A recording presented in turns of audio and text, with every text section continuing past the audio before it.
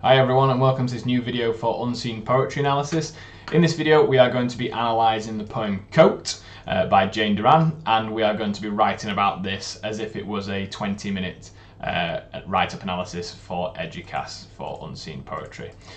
So I am going to annotate the poem on the right hand side here to show you how to explore the story first of all.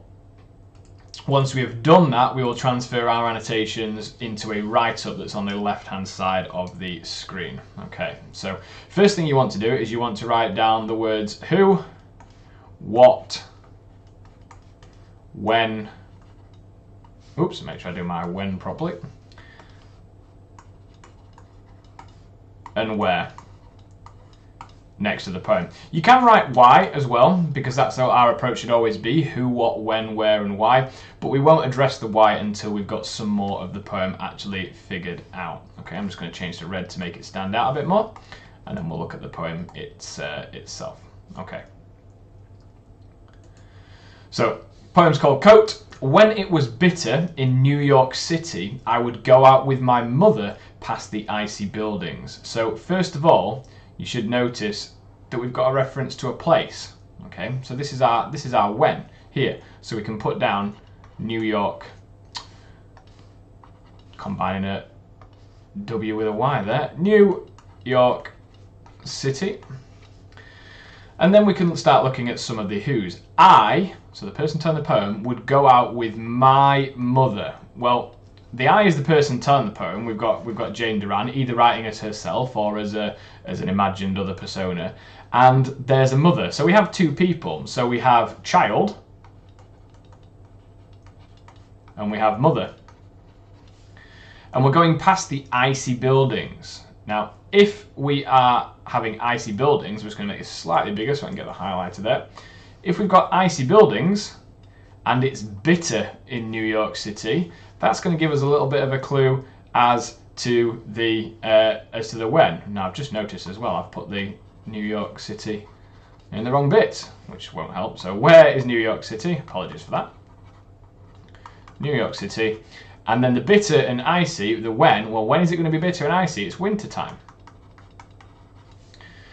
Now, what we don't have so far is the what. We do know it's going to be about a parent-child relationship, because you can see on the left-hand side here that the question's given us that. But other than parent and child relationship, which I can put down already, there's probably going to be a little bit more to say about that for the what. There's usually more than one what as to what the poem is about. Okay, so she goes out with her mother, she's past the icy buildings, she stays against her, just behind her, so she would stop the wind and the snow. Okay, her mother's going to stop the wind and the snow. So there, her mother is going to be her protector. And that's her job. That's her job as a mother, to protect her child. And bury my face in her coat. So this child's obviously quite small and is wrapped up inside her mother's coat as they're walking along the streets. Just there under her arm, all winter, like her walk-in closet. It's yellow light, I would walk into her. So here, she feels surrounded by her mother. She feels protected by her. So I'm just going to put little notes there. She feels surrounded and she feels protected by her. Shake out my raw thoughts. I didn't know who or what we were passing, or even if the city was still there.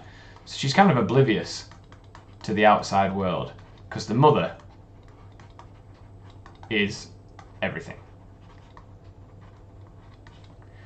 The long radiant hairs against my face like my grandmother's stole. So her mother's hair is dropping down and she can almost feel it tickling her face. Her grandmother's stole, by the way, that's like a scarf. Similar. With fox's head that lay on her breast. Now, you'll notice as well that we've got reference to another person, because we've got my mother, and obviously the person telling the story, and we also have grandmother. So I think this idea of family can come under what as well. Me clinging to my mortal mother, our slow progress down that black warm street. Right, we should notice that that's something totally different. Why on earth would you talk about your mother in terms of her being mortal when you've just spent the whole poem talking about how much she protects you? Well, if you are immortal, then you can't die. So therefore, if you are mortal, you're talking about the fact that something eventually will die. So it brings in the topic of death. So here, We're talking as a child, potentially, about the death of a parent, and as they walk down that black, warm street, maybe a hint of darkness towards death here. Okay, so when we've got that, we've got this idea of a little bit of a hint towards the why. Now, before we do, I want to just explore one particular idea. And so we've got the coat. Oh, I should change colour there. It's not the best. We've got the coat as one of the main things, and we've got the mother. So let's just explore that down here.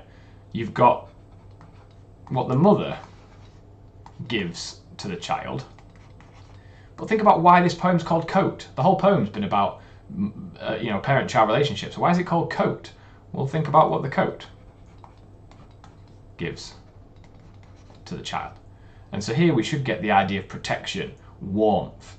Okay, this idea that the mother will always be there, except by the end of the poem when they won't always be there. So that protection kind of disappears. Okay, so maybe we've got a hint as to the death of the mother, like the grief, maybe how precious and special those memories are to her. Okay, so using those notes, we can now do a little bit of a write-up here. So if I just make that a little smaller, so we can see there, maybe itch that across there. That should allow us to see most of what's happening there.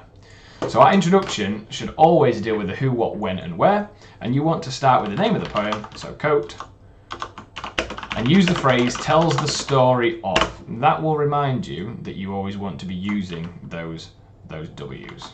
Okay, so tells the story of, and we need to explore the who's and the what's of a child who remembers walking with her mother in New York City during winter and remembers how she felt loved and protected. Okay, now I could maybe change that slightly because I've got the word remembers twice. I could change my wording. Coat saw the child who remembers walking with her mother in New York City during winter and recalls, we'll say, how she felt so loved and protected. Okay, so that implies a link to the parent-child relationship as well. So that's enough for the introduction. Now what you want to do is you want to pick out your quotations that you can use to help to tell that story. Okay, so at the start we've got my mother past the icy buildings and the bitterness. So the first quotation I would do, in fact I'll do this in a new colour here. So the quotes that I'm picking are all going to be in this new colour. I would focus on this. So first of all, I'd deal with the cold. She would stop the wind and the snow. So the next thing I would do is talk about be that barrier of protection, hence the title of Coat. So the mother is a barrier, but so is the coat. Just there under her arm, all winter like a walk-in closet, I would walk into her. So this is almost like a hug or an embrace. Feeling close to her. Shake out my raw thoughts. I didn't know who or what we were passing, or even if the city was still there, because her mother is everything. Down here, you could talk about the intimacy of that feeling, and then towards the end, clinging to my mortal mother. That's an absolutely vital phrase in this poem, because if you cling on to something, you're desperate to hang on, but also the fact that her mother is mortal, because at some point, if she hasn't already, she will die. So you can either decide whether she's talking about her mother potentially dying or whether her mother already has, and personally I think it's that her mother already has. Okay, you would then explore what this poem talks about in terms of its language. So the poem begins by describing how the child felt the icy cold of the city and how it was bitter and icy. Now I've got a problem here because I've used the word icy, so I'm going to use the word biting cold of the city. Okay, so this bit here would be our comment, and then we've got our bitterness and icy. So I've embedded our evidence. So you can see the colour coding that I'm using with the left-hand side there. Now your development always wants to focus on things like feelings, imagery, the writer, any themes, any sort of messages, etc.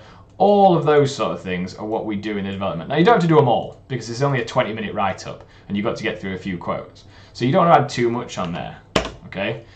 Now, what I would do at this point is to think, well, the poem's about motherhood, protection, parent-daughter relationship, so why does it start the poem talking about bitterness and iciness when it's about a warm relationship? Well, it's to show you the difference, isn't it? So, despite the cold of the outside world, the daughter felt warm and protected by her mother, which is that sort of natural way of being, isn't it? That's what a mother's job is to do for her child. So then we could go on to the next part.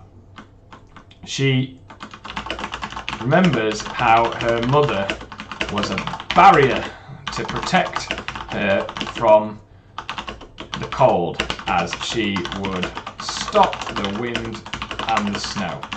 Okay, so there's your next one. So that is the other blue bit that I highlighted over there. There's your comment on the story. So how does she feel about that? She feels loved. She felt as though her mother would stop all the bad things happening. You could also link it to the coat.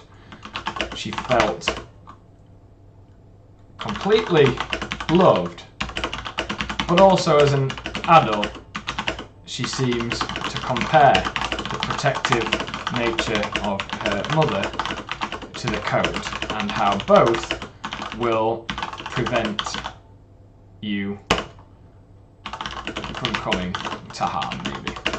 Okay, so you can see my development's just a little bit longer here, and I kind of mix in a little bit of feelings with the writer message. Okay, you would carry on doing some more of that, so I'm not going to spell out all of them because then you can work along with this video. So you can see these quotations that are highlighted in blue there. Try and track through, okay, so do the rest yourself. And then at the bottom, why. You always want to say what this poem teaches us. So overall, this poem teaches us. So what's actually happened? What would you want to cover here? Well, you'd want to cover the ideas of death, maybe grief, maybe like the coat, the relationship. So you have a few things that you can cover here. If I just itch that down.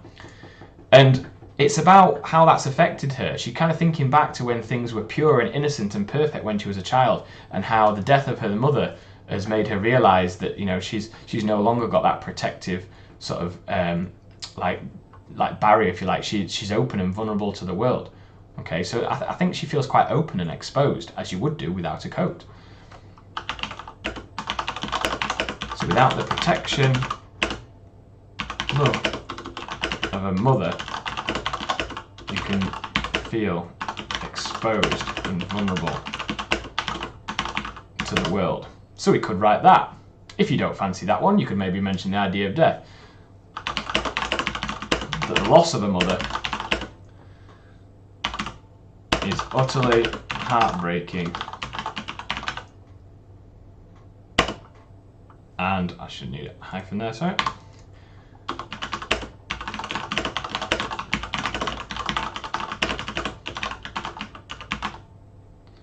Okay, and so then we're kind of implicitly linking to the nature of the poem and the title. So if you write that up with your introduction, with your who, what, when, where, explore as much of the language as you can, and then talk about how the writer feels about the key ideas, the grief, the relationship, the what, you've got an analysis really clear of an unseen poem. Okay, check out the other videos that we've also got on some other unseen poems and comparisons as well, but that's it for this one.